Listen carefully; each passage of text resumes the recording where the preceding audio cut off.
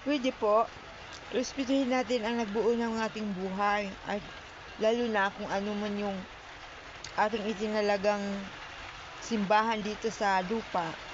Respetuhin nyo po. Meron po tayo nun. Sino po yun na?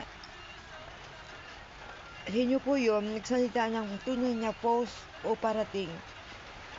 Yun po yun. Okay? Huwag niyong hugutan.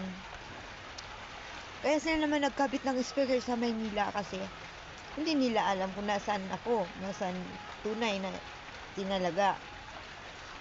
Dito naman sa lugar natin na inatasan kayo, huwag niyo naman linlangin. Para iparinig sa speaker, rinig tayo sa speaker. Linlang lang po yung parinig ninyo, wala pa kayong inabot. Kunwari ilalagay niyo sa camera na nandyan ako, spirit ko yun, spiritual. Wala pa kayong inabot miski ano sa aking buhay.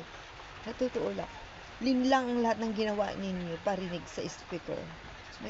Alam niya ng mga pare at saka obispo, alam niya ng mga nagtalagang matataas ng bawat simbahan natin. Alam yan.